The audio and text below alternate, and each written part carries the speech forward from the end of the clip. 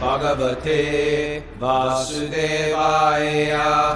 Om Namo Bhagavate Vasudevaya. Om Namo Bhagavate Vasudevaya.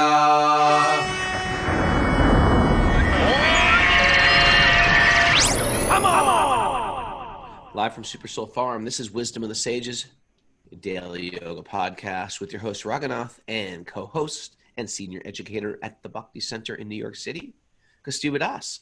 Welcome to our show. Welcome, everybody. We're here with Maher, our senior executive producer, and what she does is she does everything, actually, Maher. I think we should make a Maher t-shirt for our online population. She does do a lot. She does do a lot. And especially because we're getting so many messages now. We're getting messages from others. A lot of others are writing in. If you're an other and haven't written in and tell us your story, others are people who are out there listening to the podcast on Stitcher, on Spotify, on Apple Podcasts, but we never know you're out there. Let us know if you're appreciating what's going on. If you if we could improve it improve it in any way. If you think I speak too much, let us know. And we are joined also live with 106 people today on Zoom, which is even more fun because it's all those little blocks like the Brady Bunch. You can see each other and wave to each other, and very nice. And they have an added control chat board that goes on, almost like a second class going on. Welcome, everybody. Wisdom of the Sages. It's a... what's my thing? It's Kaustubha, take it away. Daily yoga podcast. I'm my tongue. It's our daily yoga. I'm about to say the exact same maybe this thing is where you're going to tell everybody that they can write into Wisdom of the Sages 108 at gmail.com. Yeah. Why don't you say it? If you want to we have questions today on Saturday. If you have questions or anything else, you can write to us at Wisdom of the Sages 108. No, I forget. Wisdom of the Sages 108 at gmail.com. Yes. Or if you want to go deeper into this practice and philosophy and interested in more classes and readings and content of various sources, as well as entering our message board, which is loaded with a lot of fun and a lot of bhakti and yoga related sharing, then you join our Patreon page, which is at patreon.com/wisdom of the sages or something. Yeah. It's pretty simple. All right. It's a community supported podcast. And thanks for everybody helping this thing keep going. Appreciate it. We get to, it's good for me to wake up early and read the Bhagavatam. I didn't want to wake up this morning. I hit what's known as the triple snooze this morning. Really? Real bad. Okay. That's when you hit one snooze, you're like, I'm just going to have one snooze. Then all of a sudden, 2 snoozes. 3 and then 3 snoozes. That's when Maya completely owns you. You did get up in the end, though. Yeah. Okay. All right. You know what I wanted to mention this morning, Raghu? Yeah, please. There's this video going around of the past few days, which is I guess a segment of Bill Maher's television show. Bill Maher.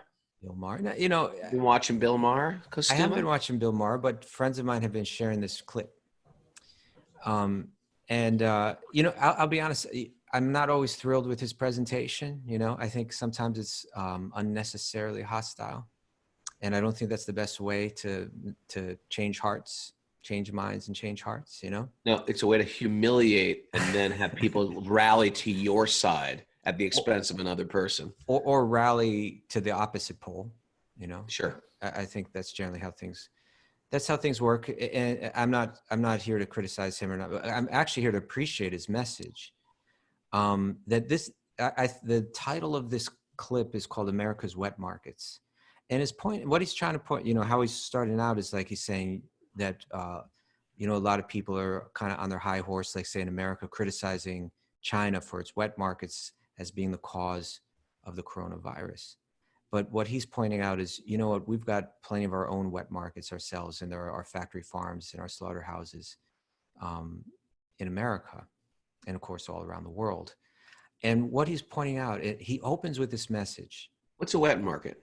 It means Is that a word that's going around culture right now that I've missed? yeah, you missed Am I it. snoozing? To be honest, I can't even perfectly define it. Maybe Maher can help us out. But Mara, wet market. What does it mean? I don't know. You got to do some research. yeah, but it's the Isolate your computer. It's the markets, in China where there's, I'd imagine it starts with fish and all this and other things, but it's the meat markets, you could say. Live animals, that Provost says. Okay, live animal. Yes. So he's saying that he starts with this message, and it was the way that he was phrasing this all that really struck me, because Raghunath, you and I, we've been reading Srila Prabhupada's books for 35 years or something like that. Right. And he wrote those books, 30 years before that. And so Srila Prabhupada was sharing a particular message. And when I hear people in popular culture, I don't know if verbatim is the exact word, but like almost verbatim, sharing the same messages. And I feel that rising in popular culture, it's important to me or inspiring to me. And what he said was torturing animals is what got us into this mess. That's the lesson we keep refusing to learn. That you can't trash the environment, including animals, and not have it come back and kill you, is what he says. Right? By the way, live wet markets are where they slaughter the animals live. It's different than a slaughterhouse. They do it on the spot. There's so much blood and there's so much ice, cold, ice. It's just everything is like a big wet. Gotcha. Bloodbath. And especially what Bill Maher was speaking about was the factory farms, where he was saying that, like all the things that we are being advised to do to avoid the spread of disease, like create distance, avoid others who are sick, lower stress, and exercise. When you take lots of animals and force them to live in the exact opposite conditions, in extremely cramped, disease-ridden conditions, are we surprised that diseases flourish under those conditions, and that most, if not all, of infectious diseases are what he uses the term zoonotic, meaning that they start in animals and they jump to humans. And so the reason that I bring this up is, we can go back, if you go to our Instagram page, the Wisdom of the Sages Instagram page, which I encourage people to go there and join up. We're trying to share like lots of nice things that you can derive some inspiration from and share with others. This is a quote that we read just a couple weeks ago that's in a commentary to text 1840, where Srila Prabhupada wrote this, and he composed this in the late 1950s or early 1960s. He wrote, "The natural law is that the human being may take advantage of these godly gifts by nature, nature's gifts, and satisfactorily flourish on them without being captivated by the exploitive motive of lording it over material nature. The more we attempt to exploit material nature, the more we shall become entrapped by the reactions of such exploitative attempts. If we have sufficient grains, fruits, vegetables, and herbs, then what is the necessity of running a slaughterhouse and killing poor animals?" And so when Srila Prabhupada reads the Bhagavatam, he's presenting it to us with a message. I guess you could call it a message of activism, but a message of like how this plays out in society today. And he was pointing out back then that we are going to suffer. We're going to suffer wars. We're going to suffer disease. We're going to suffer all kinds of reactions to our very callous exploitation of the earth and of the earth's animals. And I think that that's a message that this virus is it's starting to rise more. And I think it's something that we should all just be conscious of and try to share in a way that's not necessarily so hostile. Sure. But with love, that we come from a place of love. Bhagavatam's come from a place of love. Prabhupada's come from a place of love. All the great saints came from a place of love. And that we can say we need to love the earth, we need to love animals, and we can share that message coming from a place of love with others. Prabhupada and it was demonstrating in Bhakti how, by the way, that was really perfect to hear right now. Thank you. Well, thank you. Prabhupada was demonstrating almost also how you can actually be bold and forthright and very serious about what you're doing, but he didn't make people feel less than. Sometimes when you hear commentators on these shows, they go back and forth.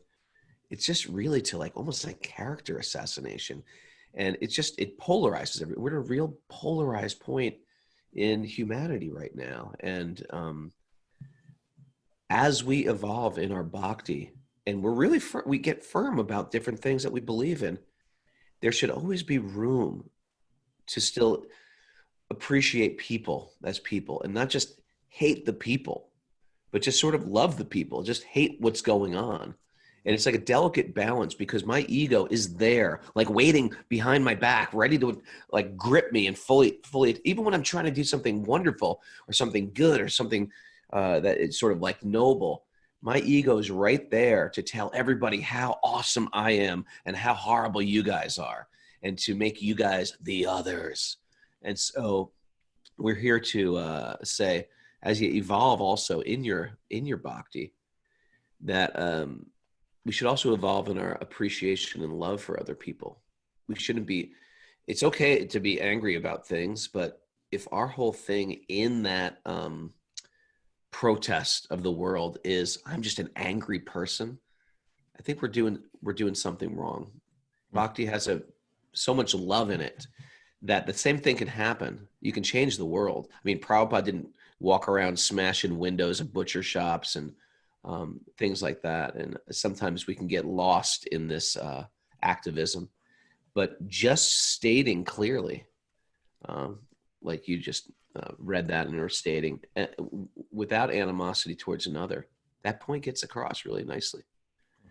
What do you think, Kaustubha? Do you feel like it can be taken? How heavy should you take these things? Do you take it where you're, how loud can the activists get? Or is activism part of something that we are, or is it just living is the activism? Well, we all have a different role to play in this world, and in some people it's going to be to be, and some, even with or without our attempts, we become a voice for a particular cause. Some of us do it, and it's broadcast widely, and some of us do it and it's broadcast in a smaller circle. But definitely always, through our example and when we use our words, if we use them with, as you're mentioning, with coming from a place of love rather than a place of hate, then Right. we can all kind of share this message. And one thing that, this is a really interesting point to me and something worth thinking about. That like you and I, we consider ourselves followers of Srila Prabhupada in the sense that we read his books, we have faith in the teachings that he's presenting, that they're coming from these very pure, insightful, ancient texts, but that he had a way of presenting them. We want to follow in his footsteps. And, he, of course, is the founder of the International Society for Krishna Consciousness. And I think a lot of people, even his own followers, we can tend to think that, hey, what's supposed to happen with the world is everybody's supposed to shave their head and, become, a part of our religion or something. And I don't think that was ever Prabhupada's long-term vision. I think what he presents in these books is his long-term vision was that there's certain principles that are common in all spiritual traditions. Raghunath Swami was speaking on this level the other day when we interviewed him, right? And that we should all together draw a sense of compassion from our spiritual traditions, which is common throughout them. We should learn to live that way, and we should learn to live that way. And that message of like, are we going to destroy our earth right now? And are we going to suffer, pandemic after pandemic? Or are we going to draw from our spiritual teachings, from whatever tradition that is, look at each other and say, hey, we all share this in common. We're not enemies here competing with each other. We're all on the same team. I don't need you to join my, my spiritual tradition. We just all need to together to start to live it. I think that was Srila Prabhupada's message. And I think that what's happening in the world right now has the potential to get us all to kind of get on the same page and recognize that. And the more of us that are thinking that way, the more quickly and effectively that kind of unity will spread. Yeah. So his message, Bill Maher's message, was really getting back to it's going into it's the seed is from these slaughterhouses or these open market slaughterhouses. And especially he was saying the factory farms. Yeah, we've got plenty enough of. Well, as soon as you said that, our chat board lit up like crazy. And just in relation to this, I think your position is unique. As a teenager, you started a band that began to spread some positive messages. But I think you also saw that sometimes those messages were taken up by your followers, your fans or your followers, with a mood of hate, or a mood of animosity. And where I once saw an interview with you where you were speaking on that level and how it kind of just takes the enthusiasm even out of you, in a sense. Did I express that well? No, it's true. We were into animal rights, and we wrote a song about it in 1988, and it was very difficult to write it back then because in 1988 it wasn't in the conversation so much, yeah. At all, unless it was very, very obscure to find a veggie burger, to find a health food store. It was like a very, very peculiar thing. So you were sort of on the fringe of society. Yeah. It wasn't in the public conversation. There was no vegan options anywhere. Right. It was just like you're left to fend for yourself. We used to go on tour. I used to travel with a thing of miso soup. So every time I went to we'd go get hot water at a McDonald's and use their bathroom and get a cup of hot water, make miso soup. And that's what we had on the road. And it was tricky. Sometimes we'd bring a blender and plug it in at a supermarket and just buy fruit and make smoothies on the side of the road, which all sounds sort of normal now. Making smoothies, unplug a cigarette machine, which they had in those days, and plug in your blender and you're making a smoothie right in the ShopRite parking lot. But yeah, it was it affected that sub community in such a major way. But sometimes people took that up, and they get with anything. With people do it with religion, people do it with diet, people do it with straight edge too, right? With being straight edge. That was the first part. They get into it for a good reason, a noble reason, and arrogance is always waiting there. And I know because it was part of my thing. When you feel like you got something good, you want to get proud of it, and you want to get. And the more and more I did it, from the very beginning, I realized, wait a second, this is good, but it's creating an other. It's building a wall between other people and myself, instead of breaking down the walls. That was like we wrote a record that got popular called "Break Down the Walls," and it was just that point. That there's something connecting us. This is a good thing, but the more I see, like, this is me. I don't drink. I don't smoke. I'm vegetarian. What happened was it created a house that only a few of us could live in. Mm-hmm. It wasn't open any longer, and therefore there started to become a hate for those who were not like us. And then you become arrogant about those things, and you become like basically a fundamentalist, where it's my way. And you're not into me, then you're the enemy, and you've created friends and enemies. So there has to be a type of seeing the good. And by seeing the good, it helps people. Also, it helps people. And I was saying this in the glorification of Raghunath Swami, in my lowest, part of my spiritual life, when I was going through a real tough period, Raghunath Swami always reached out to me and saw some spark of light in me and treated me like that. And it allowed me to step out of that incarnation of myself. When you believe in people and see through their nonsense and just and learn to love people, it's just like you see a mean dog. The mean dog has some backstory. And I don't make the mean dog, I adopt this mean dog. I don't make him sweet by beating him. You better start being sweet. Every time you bite someone, I'm going to beat you more. That's how they stay mean. And so I think the idea in Bhakti is you do change the world. You have certain principles. You have certain guardrails in your life. But we're changing with love. We're not changing with hate. Hate just condemns the person and holds them to what they are. And it makes you come off pretty cool because you're above it all. And we don't want to do that. So it's a delicate balance because you have to stick up for some principles. You have to live them. And then when you live them, you become a shining example of them. And then you can speak about them and people want to know. And the more that we come from a place of animosity, even on the yogic level, the more that we don't actually communicate the importance of these messages, but we just disturb people's minds, and disturb our own minds. It puts both ends in a state of mental anxiety and competition and anger. And we can never elevate the consciousness, which is actually the consciousness that changes things, right? Real change is coming from that spiritual consciousness. The more that spiritual consciousness is spread, the more that will change things. This is the Bhagavatam also. If you're feeling like, can you start the Bhagavatam, please? This is the Bhagavatam. The Bhagavatam is a conversation. And it's a conversation that's been going on between Vidura, Maitreya, Parikshit, and Sukadev, right? Sutta and Shaunaka Rishi, right? And if you read the Bhagavatam, you'll realize it's a story in a story in a story in a story. And it's our story. It's our ongoing story. It's happening right now. Because as Nancy Rothman and Krishnangi and Johanna, as they put these principles to their life, then what happens is they'll ask questions. Well, what does that mean for me?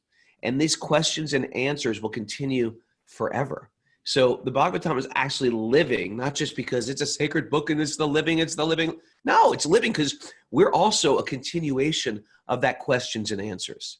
Matter of fact, sometimes a question gets answered in the Bhagavatam, and the speaker will say, "It's good that you asked that question.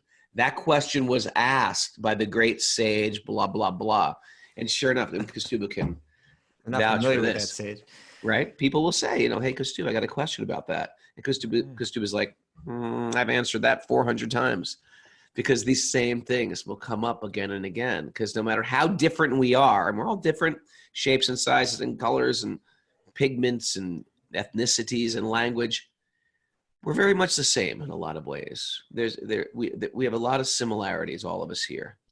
Pretty simple in the sense that we get things, we lose things. We fall in love, we get our heart broken.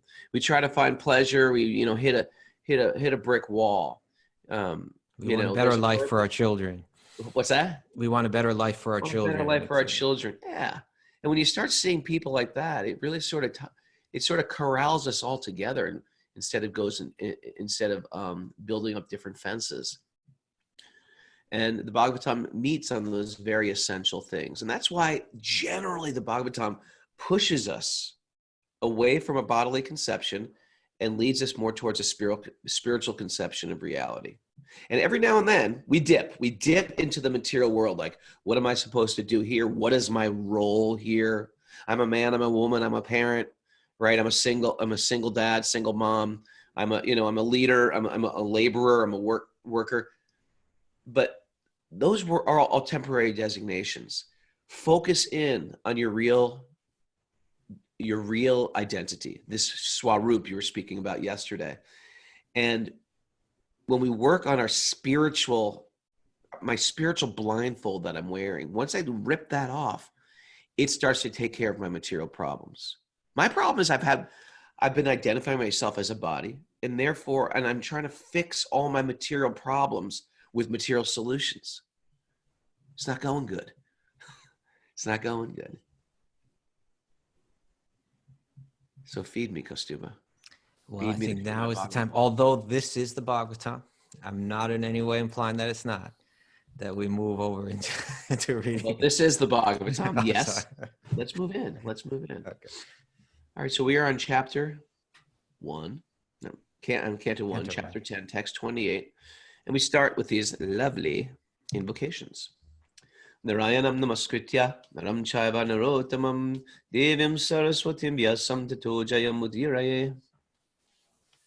Before reciting the Srimad Bhagavatam, which is the very means of conquest, one should offer respectful obeisances unto the personality of Godhead, Narayan, unto Narayan Rishi, the supermost human being, unto Mother Saraswati, the goddess of learning, and to Srila Vyasadeva, the author.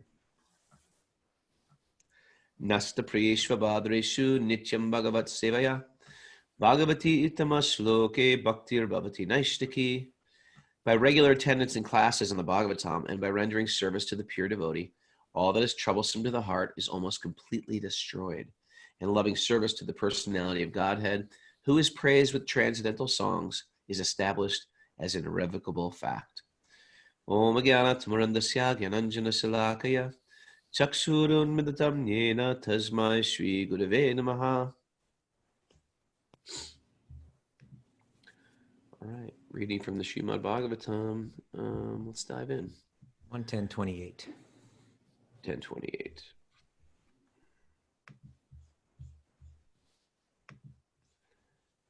All right. Oh, friends, just think of his wives, whose hands he has accepted, how they must have undergone vows, baths, fire sacrifices, and perfect worship of the Lord of the universe to constantly relish now the nectar from his lips by kissing. The damsels of Brajabhumi would often faint just by expecting such favors. Mm-hmm. Do you want to talk about that? Or do you want me to read the purport a little? Let's talk about it and read the purport. Okay. So here you have the ladies of Hastinapur. They're very fortunate. They're in the presence of Krishna. And they're on their roofs looking down on him and speaking about him. But the relish in just seeing him with their eyes is so great that they can't help but think about the girls of Vrindavan, of Vrajabhumi. Vrajabhumi means the larger Vrindavan area, the area where Krishna, as in his youth, spent all his time, and where so many of the girls there, they had this very deep, loving relationship with him. And they're saying that those girls, and this goes back to the question that was asked in the question session last Saturday, where this appears material. He's running around kissing girls. Why is this physical thing so important? Running around kissing girls. He's running around kissing girls. What's this got to do with God? And what these ladies of Hastinapur are saying is, who can estimate the fortune of these girls? Right? A kiss is a very tender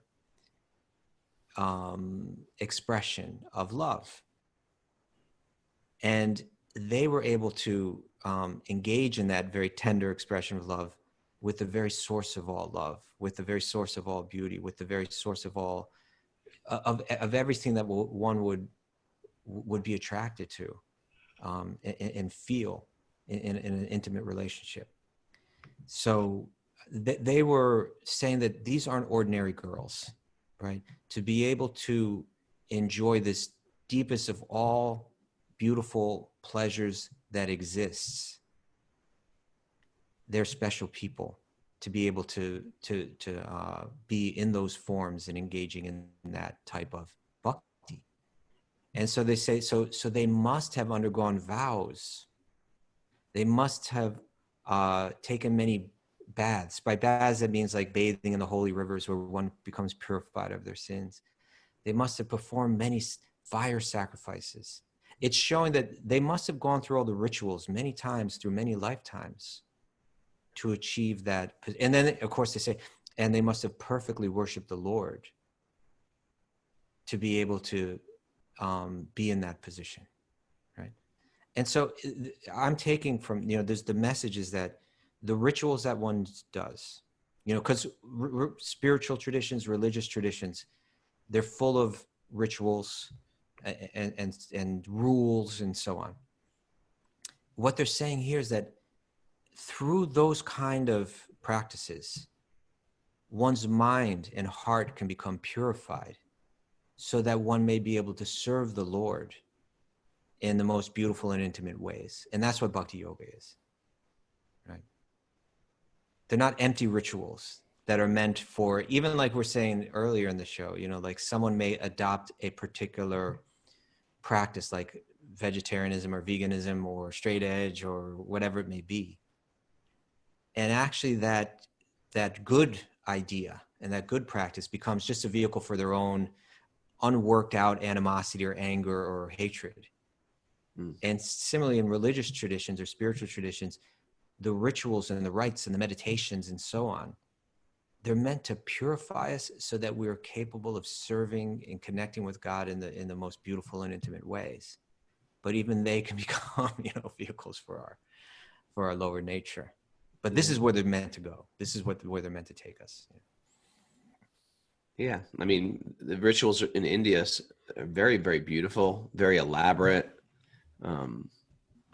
But you learn so many mantras and dress perfectly. It can really get swept up in your ego as well. Yeah. You'll hear that again and again in the Bhagavatam. They'll talk about rituals. They'll talk about like these details. They'll talk about refinement, but they'll push this point of don't forget the reason behind this. Another thing that jumps out at me, Kaustubha, is, if you're new to this whole thing sounds a little peculiar. They're going to kiss God, kissing God. What? We're reading it like, yeah, of course, you don't kiss God. We all kiss God. But yeah, go ahead. Well, I was going to say at the end, I think the last sentence of this commentary, it will be helpful for understanding that, or to apply to that in any case. Or maybe it's not the last sentence in this. It's somewhere in this commentary. All right, let's dive here. Yeah, let's dive. Religious rites prescribed in the scriptures are meant to purify the mundane qualities of the conditioned souls, like what you said, to enable them to be gradually promoted to the stage of rendering transcendental service unto the person, the Supreme Lord. That's what I was saying too. You're a walking commentary. Well, I was reading the commentary too, so it looks like a little bit sunk in. Attainment of this stage of pure spiritual life is the highest perfection. And this stage is called Svarup. You just original form. You were saying that. Or the factual identity of the living being. Liberation means renovation of this stage of the Svarup. It's the renovating. It's a nice word. Yeah, restoring it, right? It's not like it's not there. We're just renovating it. It's like you're exposing the brick.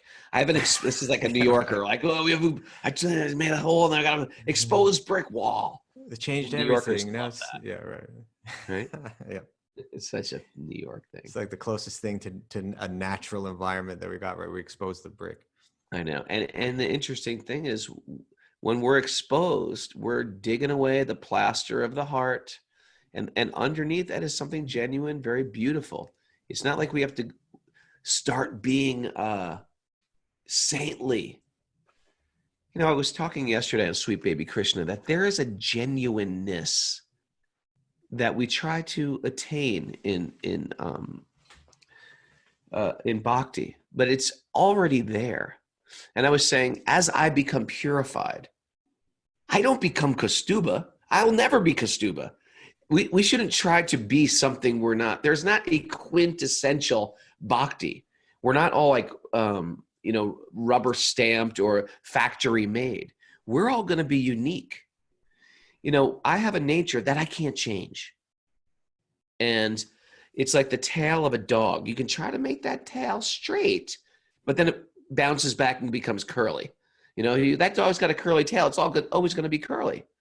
So the best I'm going to do is be genuine, be authentic, and that will come out in the Raghunath machine. And it will be a little bit more refined for sure. But I won't walk around and all of a sudden be like, good morning, everybody. Shanti, namaste. That is an ego. If I come off like Shanti Raghunath, that is a type of ego. We don't expect that you're going to have to change your whole personality. Your personality is already within you, and it's working through a vehicle that you have. Don't be Shanti Raghunath. Be genuine. For me to just clam up and be quiet, that is not what I am. That's not what this vehicle is. But the things that come out of my mouth, that I got to check. The things that are in my mind, that I can check.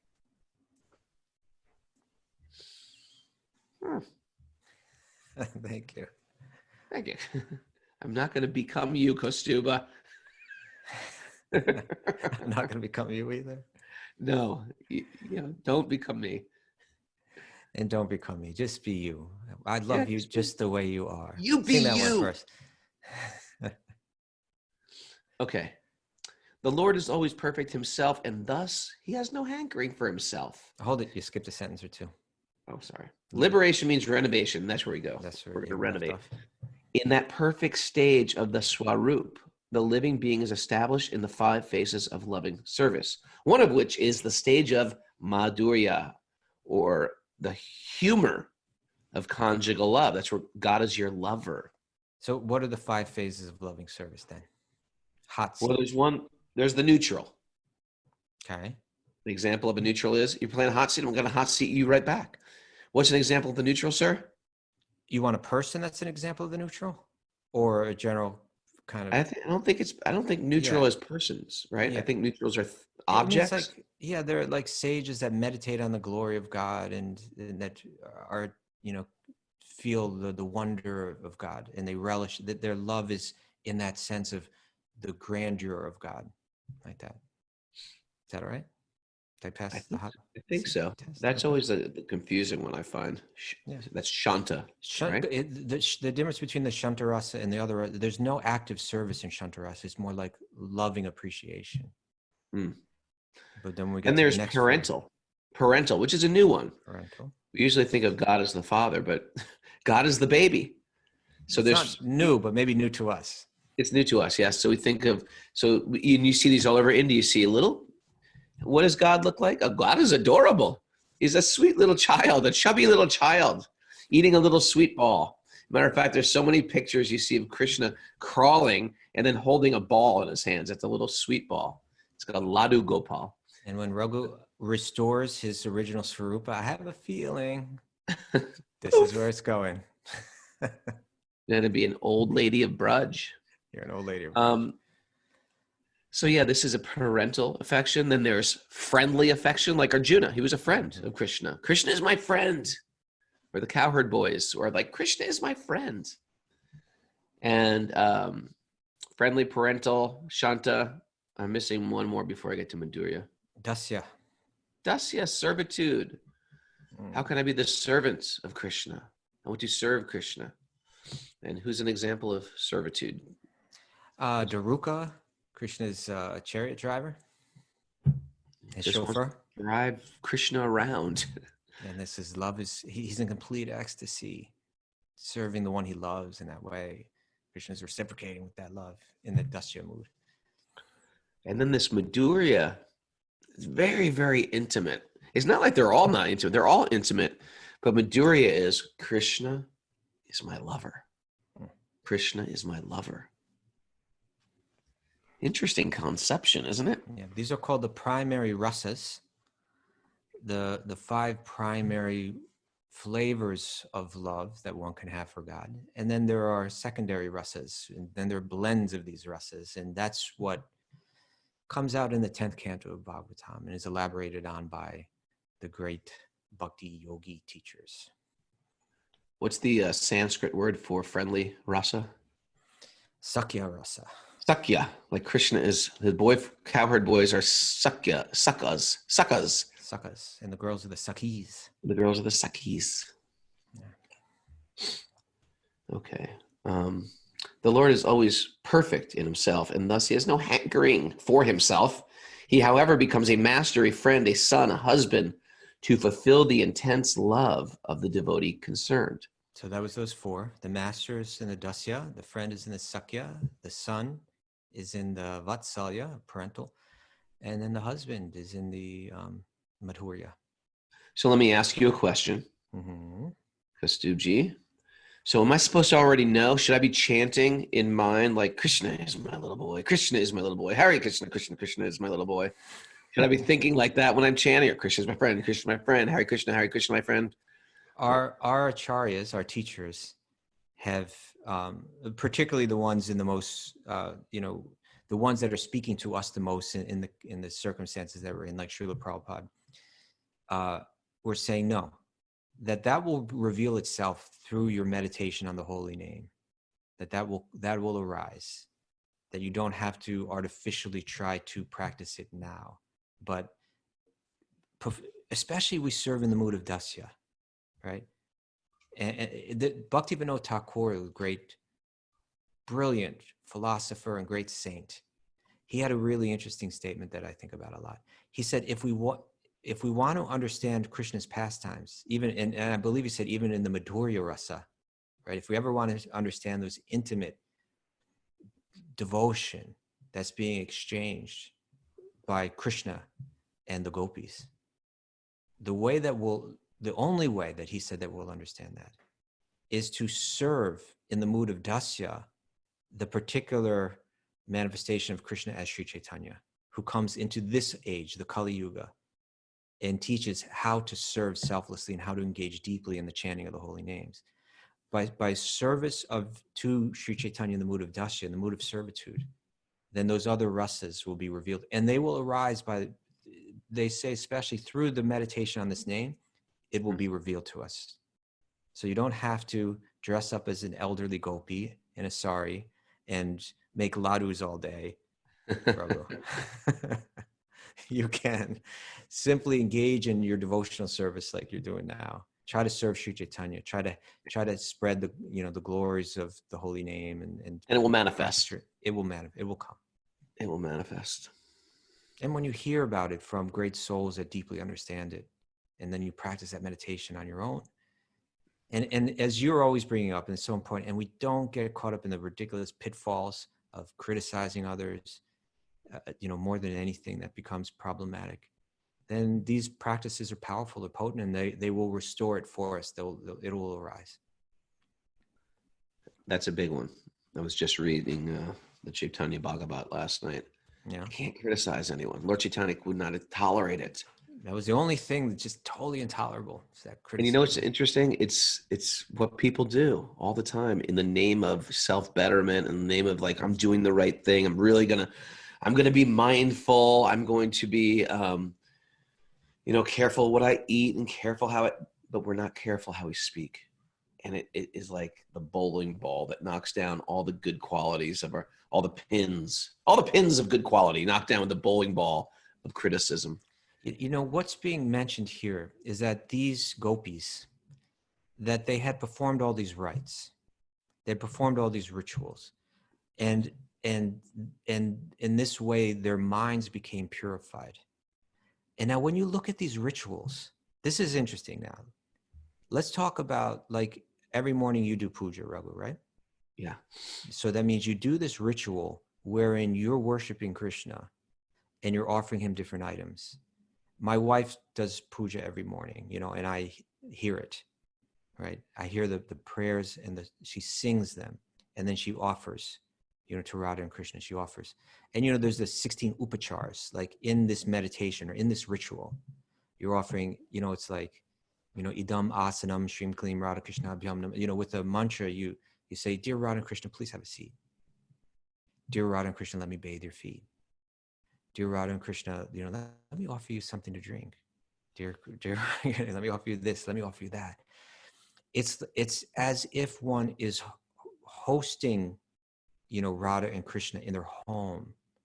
And that's the external. Or you could say one is hosting them in their mind or in their heart.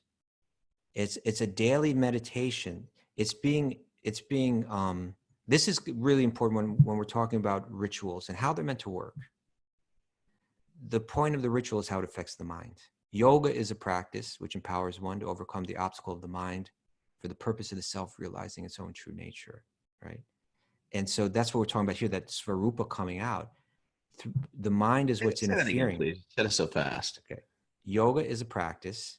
This is one of our Instagram posts, isn't it? It is, one of the early ones, yeah. Yoga is a practice which empowers one to overcome the obstacle of the mind for the purpose of the self experiencing its own true nature.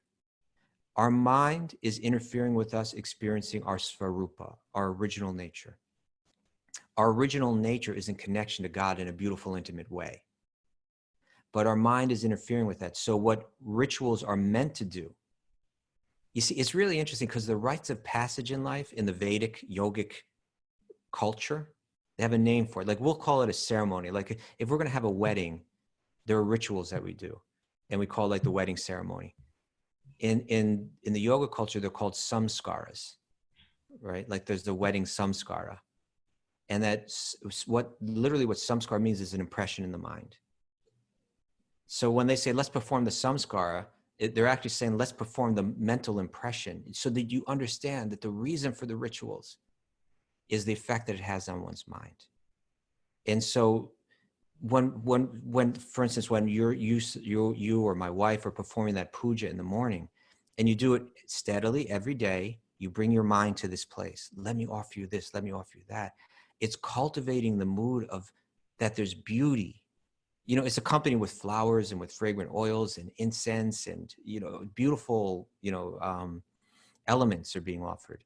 And the mind is becoming purified. The mind is becoming accustomed that, you know what, I used to seek beauty here or there, something disconnected from God and disconnected from my own true nature. Now I'm finding beauty and pleasure and happiness through this service, right? And you do it the first time, it doesn't sink in. You do it the second time, you do it the second 100th time, the second 1,000th time, you know, 20,000 times, 40, you know, it starts to change the mind. Gradually, that mind is beginning to say, I find my happiness in pleasing others, in serving others, in connecting with God. And when we criticize others, it's like counteracting it, right? It's like we're meant to be cultivating this attitude of to love and serve. And then we absorb that mind, the same mind that we're trying to purify through our rites and our rituals and our practices. We absorb it in the exact opposite. You know, the rituals are there to help us move through this world and act as a very gracious host to someone, as a, you know, a very kind person that cares and wants to satisfy others. And then we turn that around in our mind and try to taste some other kind of nectar, the nectar in criticizing another, the nectar and, you know, that get into that rasa. And we're counteracting the very practice that we're doing. So therefore we have to do the practices, but it has to come with the right lifestyle and the right etiquette, the right behavior. What do you Otherwise, say? it counteracts what we're trying to do. What do you say? It's like 8 minutes of, for the rest of the day, we don't criticize anybody. Okay, let's If you're make that listening our to this vow for the podcast day. late at night, it's going to be easy for you. What I mean to say is you got 24 hours where we will not criticize anyone. Okay. Even if the criticism comes in the mind, we will not let it float out of the mouth.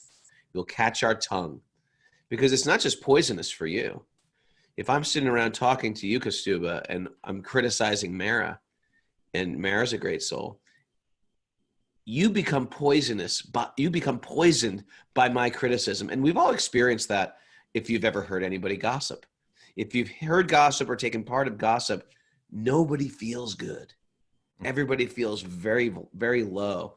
And truthfully, this is like high up there in Bhakti Yoga, is like before you can even enter the door of Bhakti Yoga, you have to throw that out. You have to get rid of that. And it really it goes right back to, and if you've been around for 20 years, 30 years, 50 years, if you still got that critical mouth, you're in big trouble. Because now it's like walking around a china shop holding a 2x4. You're just going to start knocking stuff over, and you're going to offend. You're going to offend great people. Even if you see two devotees arguing, they say, you should never like choose a side. You should always be like, they're just having this banter back and forth. And and Krishna is actually even pleased, because generally when people are fighting, even devotees are fighting, they're arguing about different ways they serve. I think my way to serve is better. No, I think my way to serve is better. And so Krishna, it was like the queens of Dwarka. It's like Satyabhama and Rukmini. They would also sometimes argue with each other how to serve Krishna better. And Krishna actually relishes, look how much love they have. So it's a special group when we come into people practicing bhakti, that we treat these people with incredible like type of respect, integrity. And it starts like right now with what's going to happen when I walk out of this room today. How am I going to speak to people? And I tell you, I've been practicing bad speech for many, many lifetimes. And I find this is very difficult for me to overcome. So I'm a work in progress. I'm not the guru here. I'm a work in progress. So I'm going to ask everybody just to pray for Raghunath. Pray for Raghunath that I can control my tongue and my mind. We may as well throw me in there with you. You know, what you just did, Raghunath, was you just got right to, I don't know if I don't think you did it intentionally, but in other words, you prescribed a vrata, a vow, right? Today, I will not criticize anyone, right? And that shows how the vrata is meant to work. It's meant to get our mind to, you know, a vow is meant to, how it affects our mind. That if today I'm going to keep practicing on checking my mind. My mind controls me. My mind drags me here and it drags me there. And today, every time I notice it dragging me somewhere, I'm going to stop. I'm going to defy the mind. I'm going to say, I'm not going, I don't care that you want to go there. I'm not going to go there today. And the mind, you know, the mind says, oh, you know, you standing up for yourself, are you? And then the mind will, like later in the day, will come back and want to drag you there. See if you're being, you know, lax. And then you stand up again and say, you know, mind, I'm not listening to you today. You got your agenda, but I've got my own spiritual agenda. It's connected to Krishna. I'm not listening to you anymore. And the more that you do that, the stronger that you get and the weaker that the mind gets. Then the mind becomes your friend. But until then, it's your enemy. It's dragging you away. So the vrata, the snana, the huta here, this verse mentions vows, vratas, snanas, baths. You know, you take a bath in the holy river. But it is not only, you know, there's a meditation that one goes into that water with, you know. Do we have Bhakmanji here? I know that, you know, when she bathed in the Ganges, it was such a moving experience. Huh? Is she in? Is she here? I didn't see her in the beginning part. But yeah, then, bathing in the holy rivers has an effect. It has a deep effect, and it, particularly if you go in there with that right mentality too. And if you do, then you could even bathe in that river in your mind when you're not there, you know, because you've learned how to think that way, how to address your mind in that way. So I think this is a really beautiful verse from Bhagavatam, because it's saying that highest, really when it says the kissing of the, you know, it's taking that most intimate rasa and that most intimate exchange and saying that is only done, our intimate service to God and that intimate connection is only realized through a purified mind. And yoga is meant to purify the mind. And if we do these rituals and vows and so on, they're meant to take us there. Don't lose the meaning of them. Don't allow them to become empty or hollow. Never use them in such a way to drag others down or to artificially think that you're better or more important than others. Then you're missing the whole point. The point is so that one day you can kiss the lips of Krishna, right? One day you can be so intimately connected with God. There you go. Today's our day. It's our vrata for everybody here on the show. We'll not criticize. For the next 24 hours, we will not criticize. It's a little easier when you're quarantined. Hey, then, well, Raghu, you know, this is the other thing. That Maher, don't criticize anybody. When the yoga goes deeper, it goes from body to words and then ultimately to mind. So we may be able in our quarantine not to verbally criticize someone. But then if we want to refine that, the yogi goes deeper still. I don't want to criticize anyone in my mind. That's where we need to get to that stage, from body to mind to words. All three have to come. The yogi has to get all three under control. I'm sorry, from the body to the words to the mind. So it's extra credit if you're quarantined with kids. You got to trade in those expectations for appreciations today. That's the work. Trade in those expectations for appreciations. Kaustubha. Raghu, loving the Bhagavatam, loving spending time with you like this. Loving you. All right, thanks, Maher. Appreciate you. Good day today. Thanks for everybody joining us. If you're new to the show, welcome. We do this every morning, 5 a.m. But you can listen to back episodes. Isn't that cool? You can binge listen to the Bhagavatam. Wisdom of the Sages is a community-supported podcast. If you'd like to support us in any way, join our Patreon community. We really appreciate it. Everybody on Zoom, welcome, you guys. If I didn't say good morning to you, I'm going to say good morning right now. Cabrera family, good to see you. Scott Bakos, Kelly Skinner. This is our time, day, where we dance. You could be dancing with yourself if you like to. Or we'll dance with you. Rafonzio, welcome. Silke, welcome. Golden Brown family, welcome. And we had like 125 people today. Robin Shaver, good morning. If you want to reach us, Wisdom of the Sages 108@gmail.com. You can write to Mara. If you got any questions, question day is coming up this week. We are going to announce our guest tomorrow. I said today, we're going to announce it tomorrow. For Sunday. Where Sunday we sleep until 8. We welcome all the Californians who just can't wake up at 2 a.m. to get on the show. In the meantime, make a little namaste and then start clapping that namaste.